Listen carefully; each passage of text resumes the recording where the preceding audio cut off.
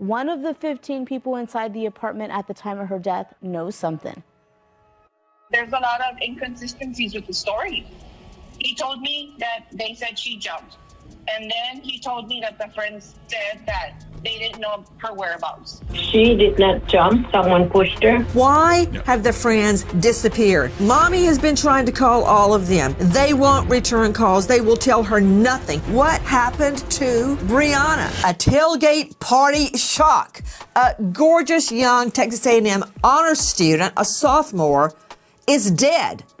Her friends clam up, although they apparently were all together at a party before a stranger, a passerby, finds her dead.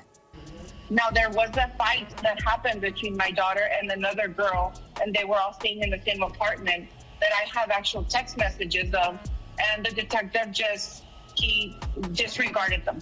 Brianna Aguilar's mother does not buy what the Austin PD is selling, because the Austin PD are telling me that there's nothing suspicious about this case.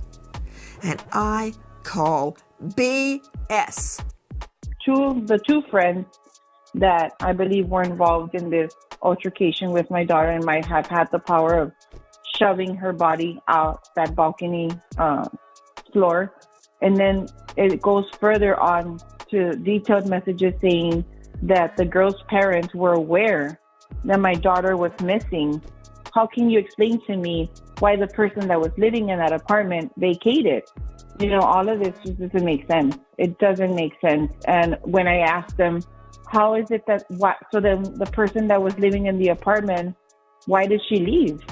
Because in the message I have from the friend, it says clearly the apartment was emptied out. She left. She moved out. You shot straight, but you shot late. High 11. This is the Rundown Podcast. I'm gonna give you the rundown.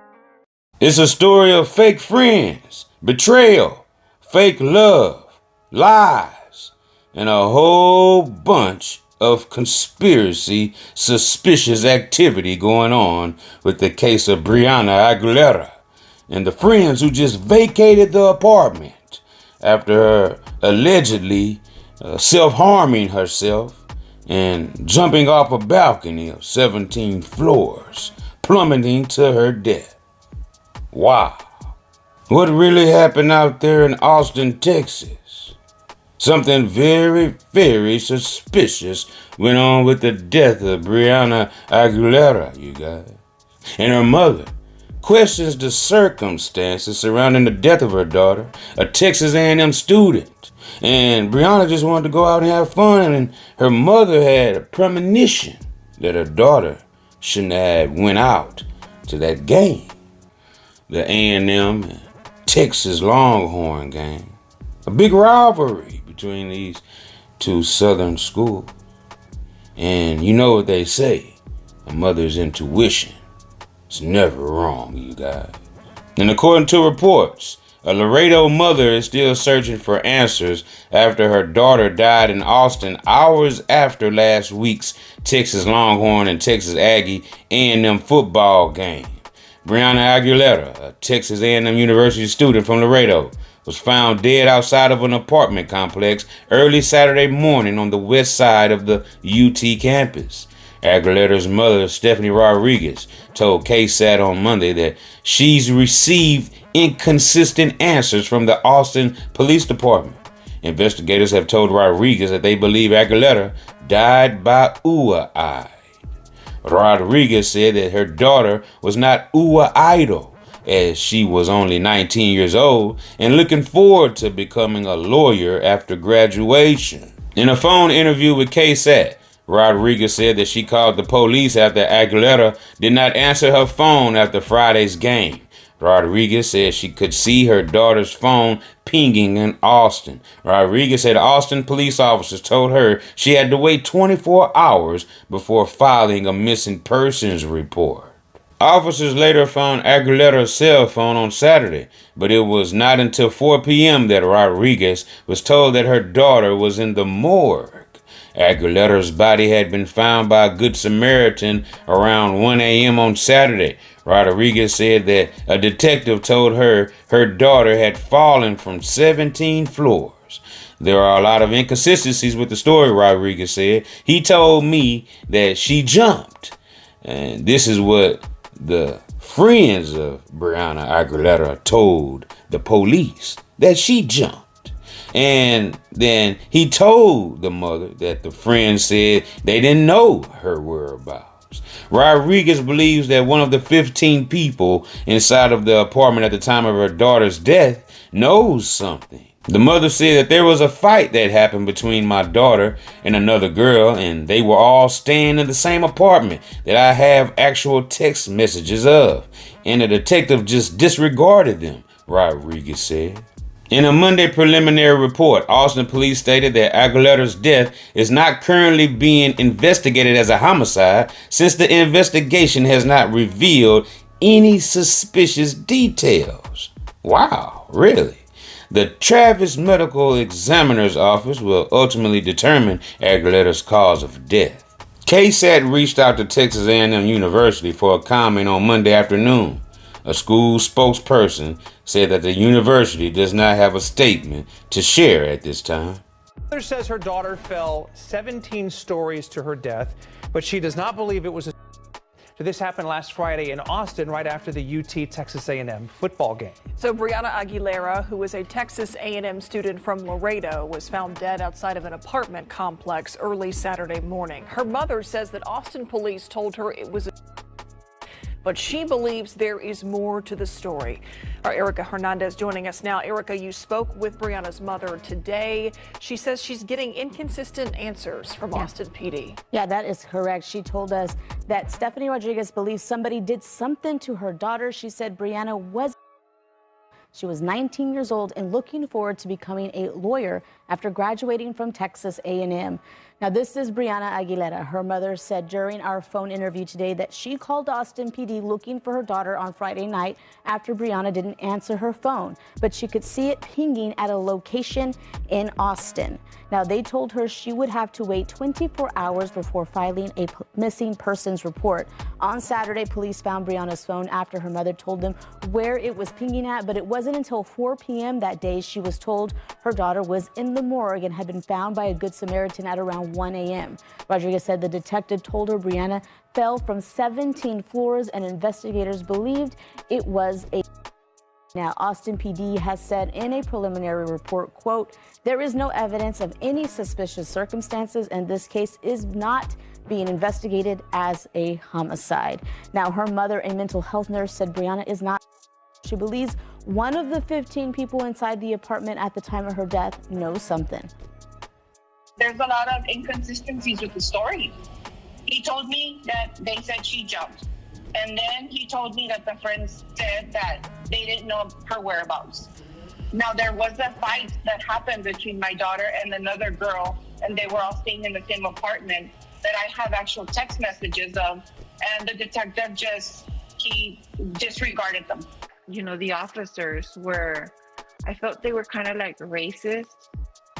They had asked me for the identification of my daughter, what race she was. When I said she was Hispanic, they kind of were like, oh, okay, well, can you send us the coordinates of the phone? Can you send us the picture of where the phone is pinging off? And I mean, I didn't have a problem with doing that, but that's what they get paid for. So, I mean, there's just been so many inconsistencies with this case. A lot of new details are coming to light. They found my daughter's phone eventually in her friend's purse that was thrown in the woods. And shortly after 4 p.m., they called me back and they told me that my daughter's body had been found in a morgue.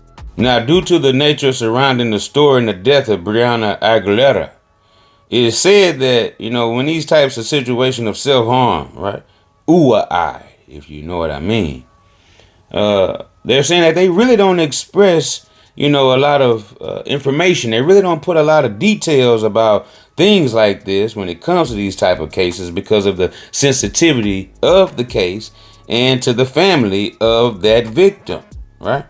So, they had to do a press conference and fill in a lot of the gaps because a lot of people feel like the APD, the Austin Police Department, did not do their job thoroughly, and the mother was speaking out on social media when she found out that they concluded and closed their case. And the mother of Brianna Aguilera, Stephanie Rodriguez, she's been very vocal on her Facebook, and she believes that this is a clear-cut case of murder. And the investigators there in Austin, they just blew her off, just swept it under the rug when she was trying to let them know, hey, my daughter wouldn't do this to herself. And soon everybody who was following this story and trying to figure out what happened and what took place on that 17th floor, right? The Texas A&M cheerleader Brianna Aguilera's cause of death was revealed as the APD, Austin Police Department, found a vital clue on her cell phone that was missing, that she had lost, misplaced, when she was kicked out of that tailgate party. Before I turn this over to our lead detective, I want to be clear about a few things. It is not common for a police department to speak publicly about a death, but inaccurate information has circulated and been reported, and that has led to additional harm of innocent people, bullying included, and their families. There have also been statements suggesting the police have failed to do our jobs. Those statements are not accurate. I understand how grief and the need for answers can raise intense emotions and many questions. But sometimes the truth doesn't provide the answers we are hoping for, and that is this case. Please know that careful investigations take time. We must interview witnesses, collect evidence, and piece together facts. Releasing partial information too early can jeopardize the integrity of that case. I want to assure everyone that our team worked around the clock. These guys do not sleep. They worked around the clock on this case. And many of them are parents themselves. We used every available resource, interviewed numerous people, gathered evidence because we too want to understand what happened to Brianna. I'm now going to turn it over to Detective Marshall, who will walk us through the timeline. First, I'd like to start off by saying that our deepest sympathies and condolences go out to Brianna and her family. During this investigation, I've had a chance to speak with numerous members of her family and friend group, both here in Austin and College Station and in Laredo. All of them, it's completely apparent that she was very much loved. Every friend and witness during this investigation has been nothing but forthcoming and open during the entire time I've spoken with them. I've been in contact with dozens of people over the past week, and every single one of them has answered my calls, my text, submitted to interviews, and helped give answers from the moment that I've asked for that help. This also includes several people submitting to second interviews freely and without hesitation. The location this happened at, the 21 Rio Apartments, have also been helpful since the very beginning of this investigation. They've allowed us around-the-clock access to the apartment which Brianna was last seen at, as well as access to their internal camera system, which has been very beneficial in establishing a timeline of that evening's events. On Saturday, November 29th, at approximately 12:46 a.m., the Austin police officers responded to a call of a deceased person located at 2101 Rio Grande Street. The decedent, later identified as Brianna Aguilera, was located on the ground with trauma consistent to having fallen from a higher floor. Brianna was pronounced deceased at 12:56 a.m. I, along with crime scene specialists, responded to process the scene and interview witnesses. A witness informed officers that they had heard a sound of a thud and then observed a female on the ground.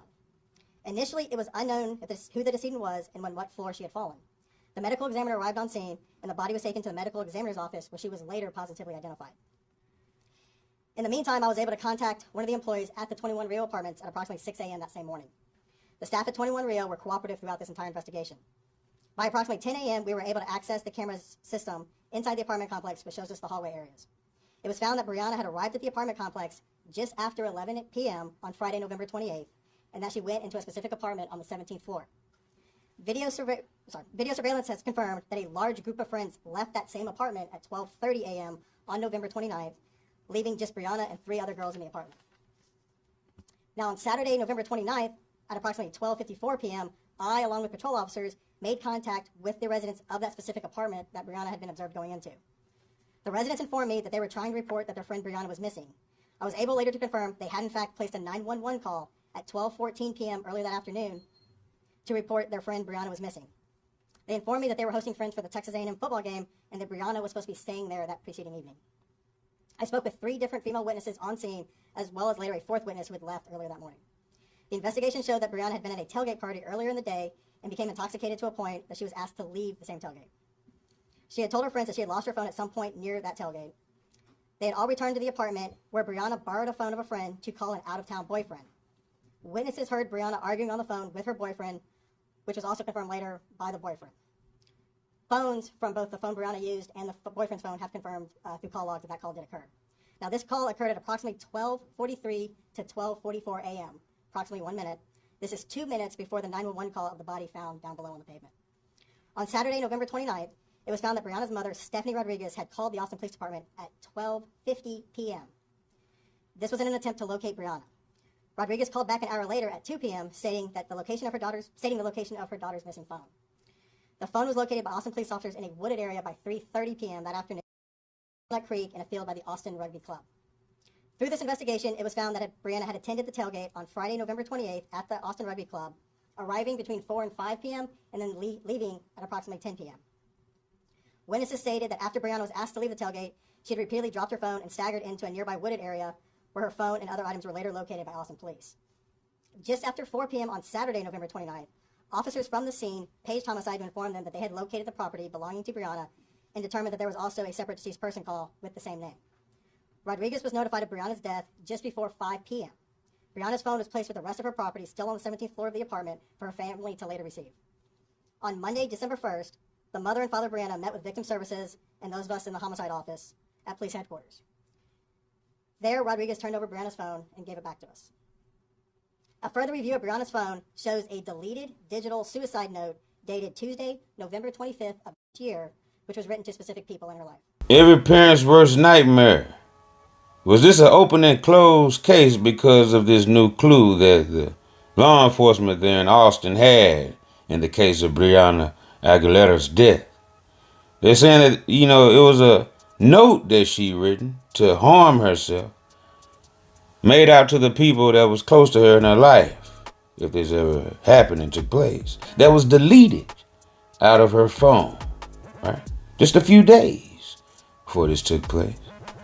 And Texas A&M cheerleader Brianna Aguilera wrote and deleted a ooh-eyed note on her phone days before her death, police said, as they ruled that she took her own life when she plunged 17 stories from an Austin apartment building. Brianna had made idle comments previously to friends back in October of this year. Austin PD Detective Robert Marshall said at the news conference Thursday.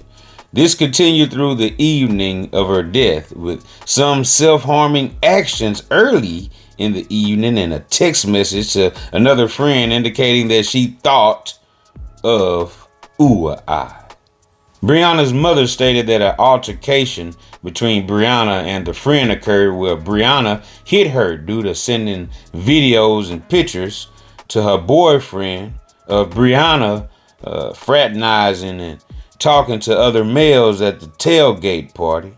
And APD stated in the press conference that the only altercation that they were aware of was Brianna punching a friend that was helping her out of the tailgate party after she was asked to leave. So the police are saying they have, an altercation on record, on file, that Brianna was the one, in fact, that was being the aggressor in this situation when she was asked to leave, when she was intoxicated at the tailgate party. Then she punches this friend, allegedly, right? She's asked to leave. I'm pretty sure she didn't leave alone because they said that, on surveillance video, they all showed back up together. So that means when she was asked to leave, they all possibly had to leave. I mean, that's what I would guess, being that it's the fact that they all showed back up to the apartment around 11 o'clock, right? That's what they said. So, being that she left that party and she kept dropping her phone, as, they told us, did she drop the phone when she was leaving the tailgate party? Obviously, yeah, I believe, by that creek. We don't know if they left in a vehicle. We don't know if they were walking, but they said she walked towards the wooded area. So, how did she get back up with the group to get back to the apartment, to the high rise as a group, if she left walking on her own to the wooded area, causing her to lose the phone? Many people felt like somebody did something to her and tried to hide the evidence of her phone, right? But she had already lost the phone previously before going back to the high rise. That's why she had to use someone else's phone to call this alleged out-of-town boyfriend that she was having this argument with, minutes before she plummeted 17 floors to her death. Now, Brianna's phone was initially found by the Austin Rugby Club near that wooded area in that creek, and they gave it over to APD. And APD stated that Brianna and her boyfriend were arguing over the phone before she fell. And this right here will give a narrative as if, this argument, this conversation she just had with this boyfriend is what led her, to her death, her demise, is what I'm, looking at and getting from this article. But merely going off the facts that are given to us, they're saying that if one of these girls gave Brianna their phone, it raises the question of when did the friend retrieve their phone after Brianna was done with the call, right? Where was this friend at? She didn't come back to, get the phone from Brianna after Brianna was done talking to the boyfriend, leading up to the 2 minutes later, and she was down on the pavement 17 floors below when she was just 17 floors up talking on the phone. So this person, this friend that let her use the phone, she did not retrieve the phone right then. Did Brianna take her phone down with her on the fall? I mean, none of this stuff was told to us because, then we could start to, put two and two together, because how did y'all not know that she was missing? How did y'all not know that she had fallen or jumped or whatever they want to, conclude, right? Or assume. At this point, right, we have to know that this person who let her use the phone knew at that point, at that moment, that Brianna was no longer with us. And she was no longer on that balcony as she was when she left her with the phone. So that raises a lot of questions, you guys. And that raises, questions about people's integrity and intentions. And many would say that, Brianna, did not do this on her own. And most people feel like, it had to be more than one person to, get Brianna over that balcony, being that the balcony was almost like 5 feet. And Brianna's mother says she was terrified of heights, up 17 floors. I'm pretty sure, she was real nervous up there taking pictures, photos with her friends in groups, right on this balcony. So I'm pretty sure she found that kind of uneasy, but she did it. And all of a sudden, they're saying that she, somehow accidentally fell over. They started rewording the the language that they use for this story headline, because, they just came out blatantly and said, yeah, she did it to herself, right? But the mother wanted them to stop saying that and saying that the investigation was over and concluded, because the mother feels like it was foul play, even though APD said it wasn't. Well, whether you believe APD or not, I think it's safe to say that it's important to always surround yourself with friends that will take you seriously. If you mention that you're in a crisis of any sort, like the situation that they claim Brianna Aguilera was in with her friends. See, true friends will speak up for you. They'll check on you. They'll watch you. Especially when you're outside on the balcony. You're arguing with your boyfriend. Where's the context clues here, people? What kind of friends are these? I see why the mother is saying what she's saying. How did these three friends not know where Brianna was after that phone call? It just doesn't make sense, right? And also, what doesn't make sense, all those people that were at that party, now initially, people thought that all of them were there in the same apartment at the same time, okay, when this was going on, and she came up missing, and that proves to be, false information, because they're saying that only these three girls and Brianna was in the apartment after the crowd left. Surely in that 2 minutes after Brianna had hung up, and they said they heard her yelling and arguing with her boyfriend. So why didn't somebody come and check on Brianna, right? Like I said, they had to come get the phone back. Why did not anybody in that apartment at that time, in that 2 minute span, right? They didn't notice Brianna's emotional distress? That right there is suspicious. that they didn't. The mother of Brianna shared a picture of that same balcony at that apartment where this tragic incident happened. She says, "My daughter is 5'2" and look at that rail." Another mother shared this photo, and the detective is claiming she accidentally fell over or jumped. How is it possible to get on this rail with boots, specifically cowboy style boots? The situation does not make sense, APD. And she tags APD in this post, and that right there says a lot. And she's right. How did she get up on this tall railing on this balcony? She's only 5'2". And like I said, the railing has to be at least, 5 feet tall to keep people from, going over. All right. By accident. Pretty sure they had that covered when they, did this. And you can see in the picture that her shoulder comes right there by the top of the railing. So how is it that she accidentally fell over the top of the railing when the picture here clearly shows the same balcony she was on, right? And it's shoulder height to Brianna. So she couldn't just lean back and accidentally stumble, while she's drinking on the balcony, or, disorientated on the balcony, or any type of way to have her just automatically just fall accidentally. It just, isn't possible. And, the photo provides that, context for us to put it more in context on what actually could have happened. So I see why people are saying it had to be multiple people, at least 2 people, that would grab her, like the mother Stephanie said, and push her, or, pick her up, basically, and throw her over there. So they expect us to believe that none of these 3 friends didn't know she was missing until the next day? Really? Like I said, how did the friend get her phone back? She didn't see Brianna then?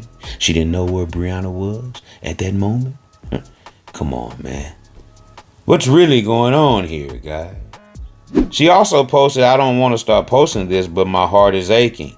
I have so much evidence that foul play was involved." Now, this is the mother saying she has a whole lot of evidence, a heap of it, right? A mountain. Wow, wowzers, yikes. And she says, "I can only fight for justice for my daughter and what she deserves." So this right here, is letting us know that this mother is not going to let up no time soon, you guys. She's on APD's ass like booty hair. From the moment this call originated up until now, between all of the witness statements, all of the video evidence, and all of the digital evidence collected, at no time did any evidence point to this being anything of a criminal nature. Rather, our investigation has revealed that unfortunately Brianna had made comments previously to friends back in October of this year. This continued through the evening of her death, with some self-harming actions earlier in the evening and a text message to another friend indicating the thought. Couple things. Was the mom made aware of these previous suicidal comments when you guys figured them out during the investigation? And I know a big part of this is trying to address some online speculation, so just wanted to bring up something that people have brought up about concerns about fights that Brianna may have gotten in with other people in that apartment. Can you address this? Sure. The first part first. I was in contact with Brianna's mother beginning Saturday afternoon. We spoke through Sunday and Monday through the meeting here. Since then, I've attempted 4 times to contact her. I wanted to share this information privately. She did not reply to any of my attempts to talk to her until yesterday afternoon, where she asked me to talk to her lawyer. So I have not been in contact with her mother. However, her father I have been in contact with. He knows all of this information as of yesterday. And then secondly, the fight. Yeah. There have been online reports of a fight. The only evidence that we have of any kind of physical altercation was Brianna punching one of her friends as they tried to help her out of the party. We have no evidence of any other altercation.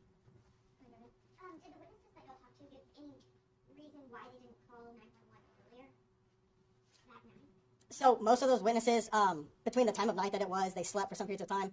They do have some text messages. They were worried. They assumed, because so many friends from their hometown were here in Austin staying at different locations, they had assumed she probably just went back out with another friend group that was in the immediate area.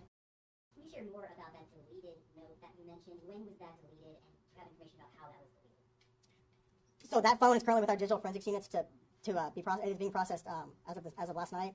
I just know the date of it. I don't know exactly when it was typed, but I found it in the deleted items folder, and that's about all I can say at this point. The date from the deleted item was from November the 25th, so it appears that's when it was written. In the absence of the chatter that happened online about this, how would you handle this investigation?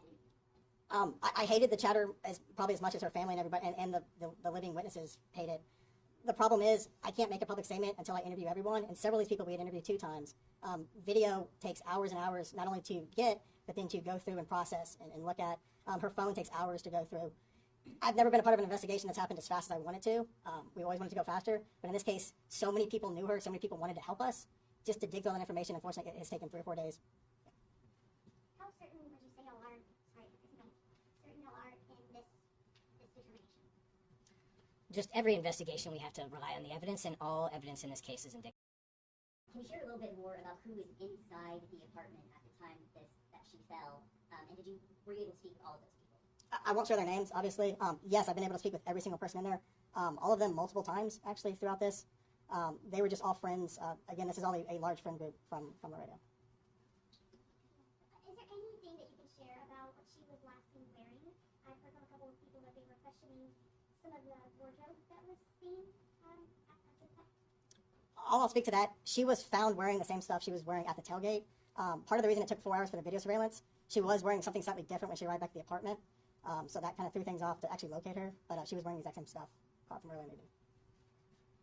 It took a bit, I would say, to notify the mom. Was that because y'all had to go through me and do the identification, or what kind of was that? Sure. Yeah, it took a while to positively identify her, but on top of that, as Detective Marshall had mentioned, about around 2 p.m. on that Saturday is when they'd actually set the gears in motion to try to notify her. So she had called about 12:50, and she was notified that same afternoon. I'll take 2 more questions. You mentioned an argument with her boyfriend before her death. How soon did that happen before her death? Were you able to make contact with him as well? So I have spoken with him multiple times. That phone call happened approximately 2 minutes before the 911 call of her reporting her on the sidewalk. Part of the mom's questioning is that you talked to friends or people that were in the apartment till Sunday. Maybe you said it in the timeline, can you tell us again when you started talking to people? We first identified the apartment very late morning, early afternoon on Saturday. We talked to them immediately that very same time. And like I said, since then we've spoken multiple times to everyone that was in the apartment. A little bit different question, but she is 19 and underage. Are any people, just gotta ask, any people being investigated for supplying the alcohol to her? That would be a better question for Texas Alcohol Beverage Commission, TABC. I've been in very brief contact with them, but I don't know the status of anything that they're doing. Now, the mother of Brianna Aguilera, Stephanie Rodriguez, she would respond on Facebook to the press conference that was had by the chief of police and the lead detective on the case. And she says this: please don't believe this lazy investigator and investigation. Tony Busby will get us the justice we need. Wow. Not the Tony Busby that was on the Diddy trial. Decided not to represent a lot of the claimants that they claimed and complained that Diddy allegedly had inappropriately did something at one time amongst them, right? And these allegations, Tony Busby said he was gonna, represent these clients. It was hundreds of them, as he said. And this is the same lawyer now that she's lawyered up with, and she's saying Busby is going to be the one to go in there and figure this thing out, since APD is saying no foul play, and they're summing it up as a ooh-ah. Wow. And according to Busby, Brianna Aguilera had her whole life in front of her, and the circumstances surrounding her death are very suspicious. The Austin Police Department's handling of this matter creates more questions than it provides answers. As far as we're concerned, this is an open investigation, and we'll continue to be open until these parents are satisfied that they know exactly what happened to their daughter. Developing story that we've been following since Saturday, the death of a 19-year-old Texas A&M student in Austin. Today, a well-known Houston attorney announced that he's now representing the family of the student who fell from a 17-story West Campus apartment balcony. Attorney Tony Busby, who's been involved in numerous high-profile cases in Texas and nationally, plans to hold a news conference Friday in Houston with the parents of Brianna Aguilera, who are pushing for more answers in their daughter's death. Austin police have said they do not suspect foul play or that Aguilera died of homicide, pointing to the possibility of an accidental fall. This case has garnered widespread public attention after Aguilera's mother rejected the preliminary findings by police and said she believes detectives have not appropriately investigated what happened. Ms. Rodriguez, is it true that not only are none of the friends answering your calls or trying to comfort you, did any of them come to her funeral? And is it true that the person living in the apartment left?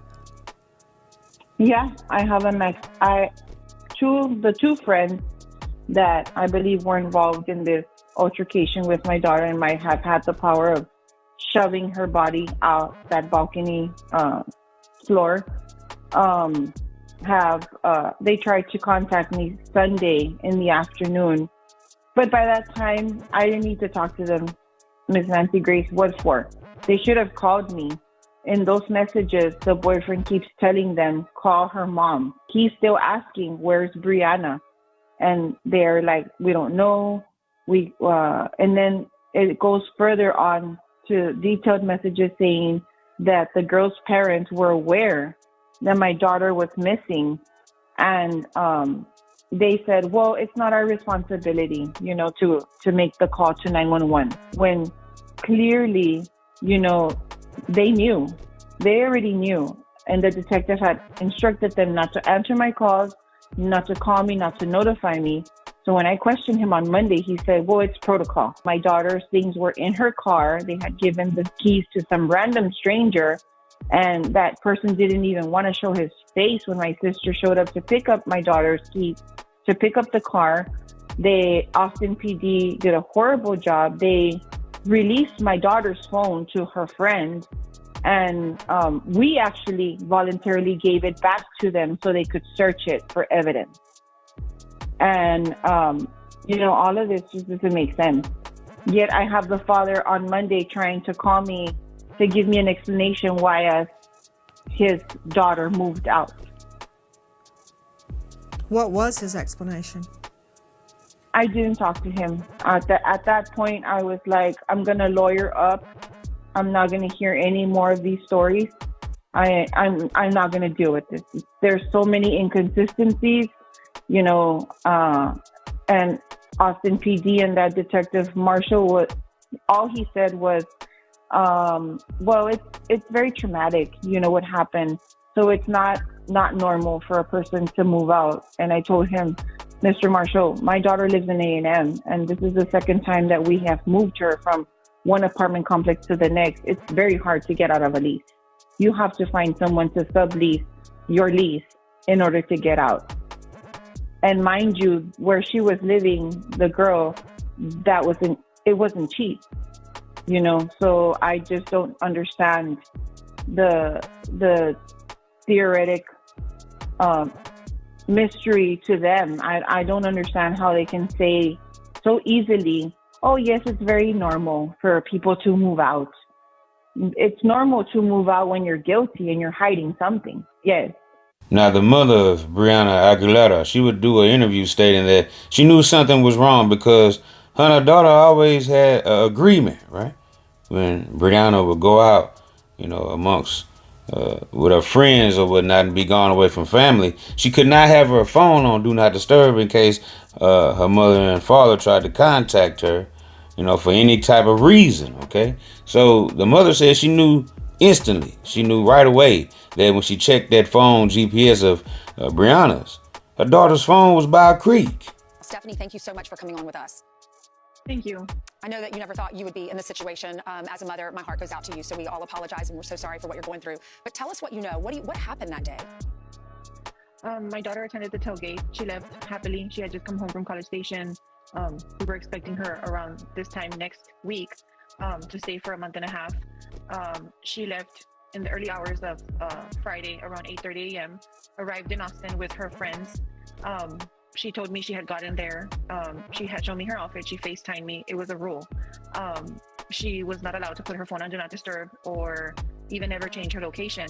So when she stopped responding to my calls, which was around 6 p.m., that I noticed that her phone was on Do Not Disturb, I found it very skeptical. Brianna would never do that. Now, like I said, the mother has been very vocal on her Facebook page. She's been speaking out against the investigation, saying that they, closed the investigation too soon and She hired Busby to come in and rectify some things and get more answers to her questions. And she also posted this saying, "This is the partial group she was with!" Exclamation marks. This is who she was with the day sent to me by my daughter before the tailgate. And it shows those alleged so-called friends, right? On that same balcony that she allegedly jumped or fell from. They all posed for a picture and she's in the middle, as you see. All those people there at that apartment. Somebody had to hear some of you guys. Look at the photo. Look at all these people. You mean to tell me when the mother said that allegedly Brianna had hit one of the girls that got into it about the girl sending videos and photos to her boyfriend trying to create a problem, right? So none of these people seen or heard none of that? Or did that occur after the crowd left, right before the incident happened? So there's a lot of things that we're still not, quite clear on. But if they were there for that, why didn't they speak up and say, yeah, it was a fight before, we left that apartment. It was a fight before Brianna was on the pavement. Wow. But nevertheless, y'all let me know what y'all think about the situation, because it was a witness, right, that said he heard specifically a female's voice. I start walking away from the bar. I start walking around the corner or whatever. I start leaving the bar. I walk around the corner. I get on Rio Grande. I hear a girl saying, "Get the fuck off me! Get the fuck off of me! Get the..." And then it was like a muffled scream at the top of her lungs. It was almost as if that sound when somebody put a pillow or something over your mouth, and then if you was to scream right now at the top of your lungs and you put a pillow over your mouth and scream, how that would sound. That's what I heard. I heard that shit clear as day. I heard that when I was leaving the bar. And so I'm thinking, after all of that shit happened that night, I'm thinking, so apparently where the girl died at, when I was walking down Rio Grande and I heard those screams, and I've been in a lot of kind of messed up situations. I'm just being completely honest with you, and I don't even like showing my face on camera. I don't like talking on camera, none of this. I'm being completely honest with you. Those screams that I heard, it did something to my soul. It didn't feel right. It didn't feel like nobody having a good time. It didn't feel like nobody that was just drunk or just getting in a fight screaming. The screams sounded like someone was forcing their way onto this girl, and maybe she was outnumbered or out strength, or somebody was stronger, and basically found a way to silence her scream. And so I can't 100% say that this is what happened to the girl that ended up passing, and my condolences to her family or whatever. But all I know is this is what, around that time of night when I left that bar and when I heard those screams, and then from what I heard the next day, and then the stories came out after, I knew my spirit was just telling me that could very possibly be that girl that you heard screaming or whatever. Now, when they're saying she got in a fight or whatever, I don't know, maybe she could have gotten in a fight with somebody, and she could have been saying, "Get the fuck off of me," because they were trying to break the fight up. I mean, I'm just saying, I'm just being objective. But from what I heard, it did not sound like she was in an altercation with somebody. From what I heard, or I can't even really say it was her, but from what I heard, it sounded like somebody was being taken advantage of, and there was a party going on around her, and nobody cared. And that's how close I was to the location where it happened. Nobody cared. Nobody in that whole place where that was happening gave a damn. And it was maybe 3 dudes and a girl standing outside, and they stopped and was like, "What the fuck?" And then they laughed it off. And so Yeah, that's how my weekend over the past maybe 4 or 5 days turned out. And so I hope, I'm not talking to the police. I don't talk to the police. That's not something that I do. But I hope y'all can do with this information as you please or whatever. Now, this witness, is it credible? Could it hold up? Will the APD, Austin Police Department, right, follow up on this information? Pretty sure they have it because it's viral now. This witness has went viral saying this is what he heard. I want you to look very carefully. The first entry on the timeline. According to the police, let me walk over there. Excuse me. Brianna did not have her phone.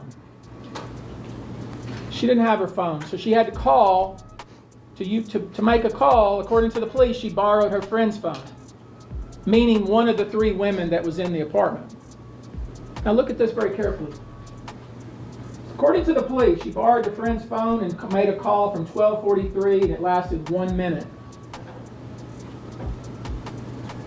At 12:46, 2 minutes later, the police were responding to a 911 call because she was outside on the ground. Now do the math. So you're probably thinking, well, she must have, she hung up her friend's phone and she just jumped. She hung up the phone, she dropped it on the balcony, she jumped. First question you should have is, where's the phone? What did she do with the phone? I asked the police that 3 different times. 3 times. They sidestepped me every time until this morning. They sidestepped me because they hadn't thought about it, because they rushed to judgment. They finally answered the question this morning. And you know what they said to me this morning? And they said it and they didn't even realize what they were telling me because they're so sloppy. I made them put it in writing. I have it here. I'll read it to you. Austin Police Department did not find the phone on Miss Aguilera. Miss Aguilera returned the phone to its owner before she was seen going onto the balcony. Now, how is that possible? That is 180 degrees different than what you told us previous. That is absolutely contrary to what you told us previous. Previous, you said the 3 women were asleep. You said they didn't know where she went.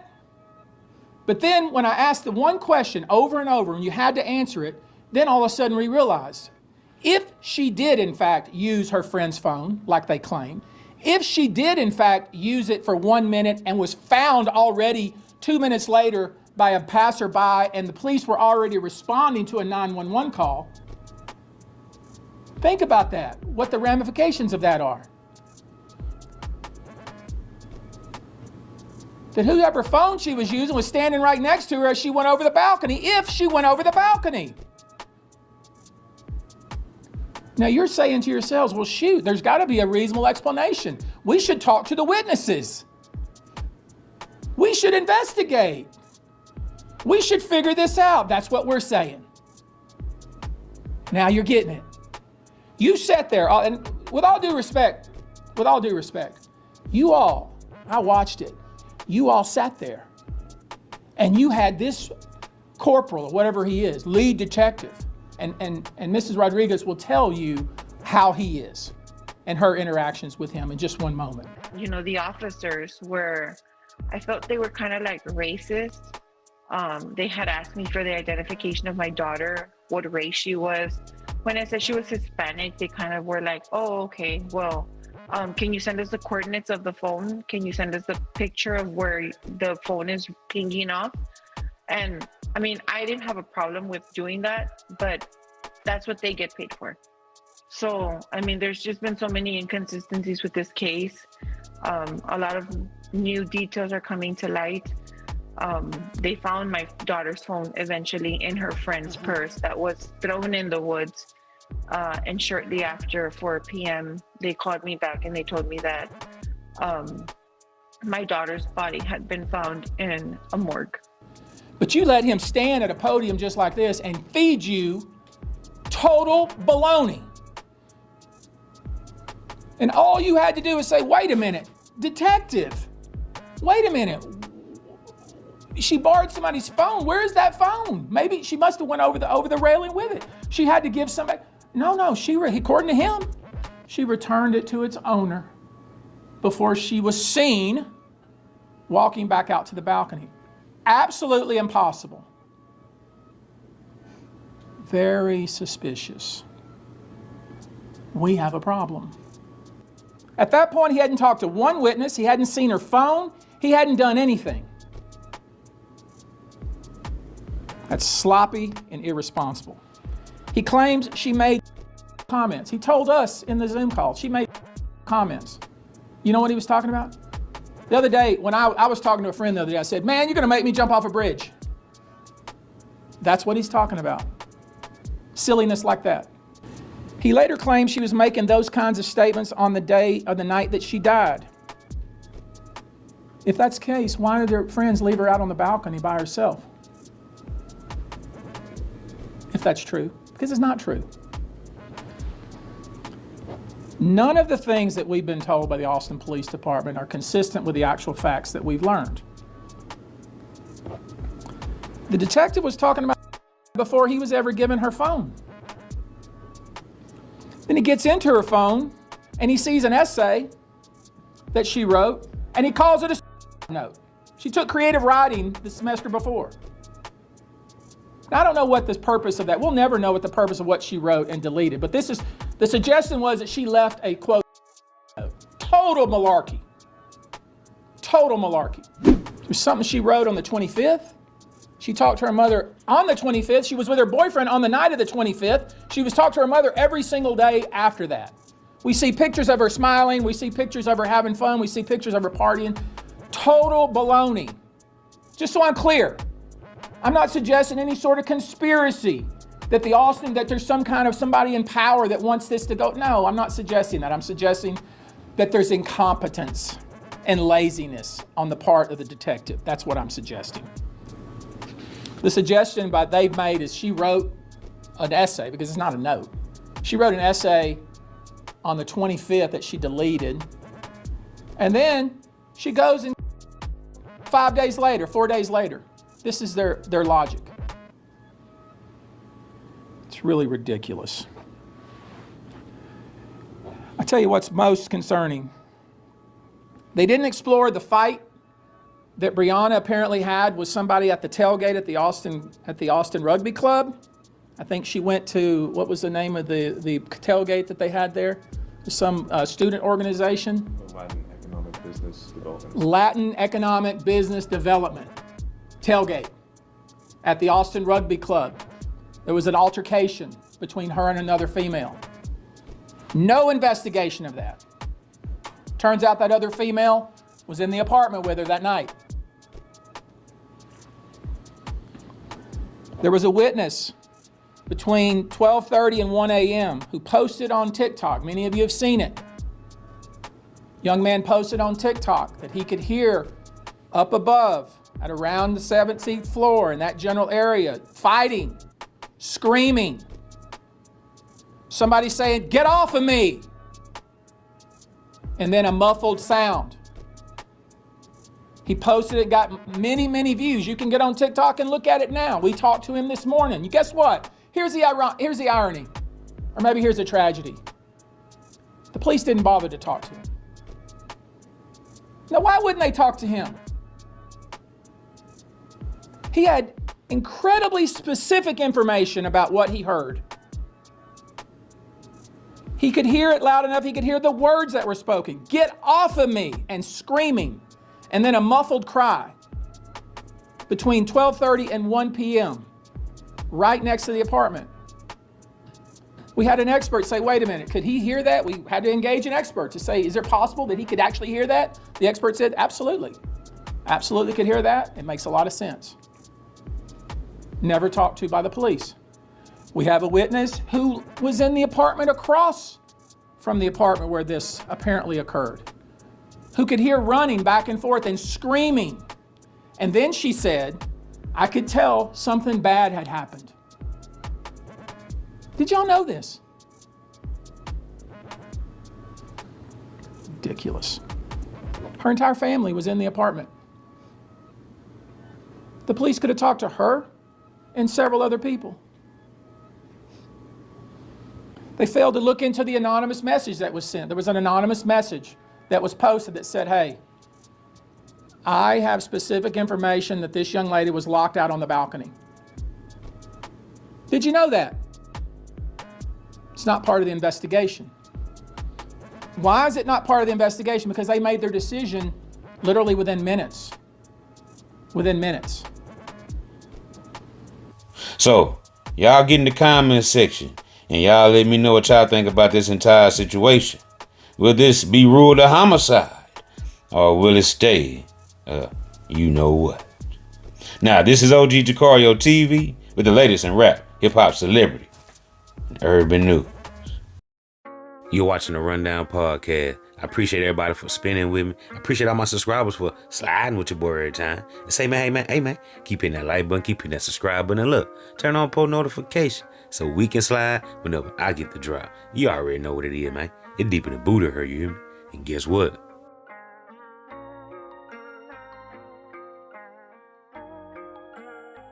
I'm gone.